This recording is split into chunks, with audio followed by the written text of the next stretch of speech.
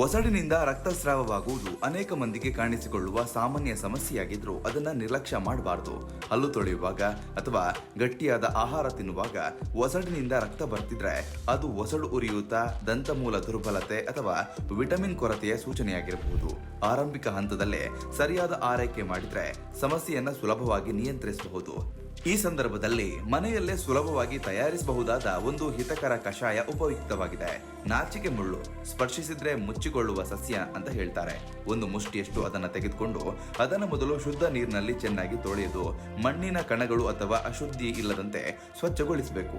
ಬಳಿಕ ಅದನ್ನ ಸಣ್ಣ ಸಣ್ಣ ತುಂಡುಗಳಾಗಿ ಕತ್ತರಿಸಿಕೊಳ್ಳಿ ಅಥವಾ ಸ್ವಲ್ಪ ನುಣ್ಣಗೆ ಪೇಸ್ಟ್ ಮಾಡ್ಕೊಳ್ಳಿ.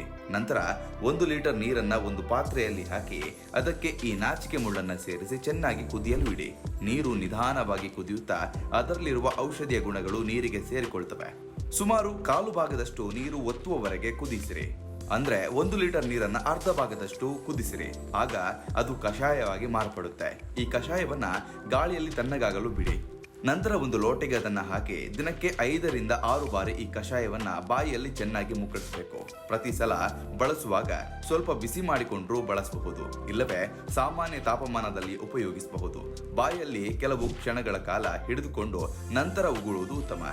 ಈ ವಿಧಾನವನ್ನ ನಿಯಮಿತವಾಗಿ 1 ವಾರದವರೆಗೆ ಅನುಸರಿಸಿದ್ರೆ ಒಸಡಿನಲ್ಲಿ ಕಾಣಿಸಿಕೊಳ್ಳುವ ರಕ್ತಸ್ರಾವ, ನೋವು, ಬಾವು ಹಾಗೂ ಕೀವು ಮುಂತಾದ ಸಮಸ್ಯೆಗಳು ಹಂತ ಹಂತವಾಗಿ ಕಡಿಮೆ ಆಗ್ತದೆ.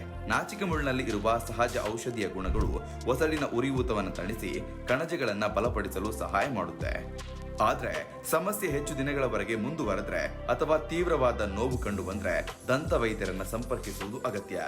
ಮನೆಮದ್ದುಗಳು ಆರಂಭಿಕ ಹಂತದಲ್ಲಿ ಸಹಾಯಕವಾಗುತ್ತೆ, ಆದ್ರೆ ಗಂಭೀರ ಸಮಸ್ಯೆಗಳಿಗೆ ತಜ್ಞರ ಸಲಹೆ ಮುಖ್ಯ. ನಿಯಮಿತವಾಗಿ ಹಲ್ಲು ತೊಳೆಯುವುದು, ಪೌಷ್ಟಿಕ ಆಹಾರ ಸೇವಿಸುವುದು ಮತ್ತು ಬಾಯಿಯ ಸ್ವಚ್ಛತೆ ಕಾಪಾಡಿಕೊಳ್ಳುವುದು ಒಸಡು ಆರೋಗ್ಯಕ್ಕೆ ಅತ್ಯಂತ ಮುಖ್ಯವಾಗಿದೆ. ಯಾವುದೇ ಸುದ್ದಿಯ ಅಪ್ಡೇಟ್ ಅನ್ನ ಮಿಸ್ ಮಾಡ್ಕೊಳ್ಬಾರ್ದು ಅಂದ್ರೆ ಈಗ್ಲೇ ಒನ್ ಇಂಡಿಯಾವನ್ನ ಸಬ್ಸ್ಕ್ರೈಬ್ ಮಾಡಿ. ನಿಮಗೆ ಬೇಕಾದ ಭಾಷೆಯಲ್ಲಿ ಎಲ್ಲಾ ಸುದ್ದಿ ತಿಳಿಬೇಕು ಅಂದ್ರೆ ಒನ್ ಇಂಡಿಯಾ ಆಪ್ ಅನ್ನ ಡೌನ್ಲೋಡ್ ಮಾಡ್ಕೊಳ್ಳಿ.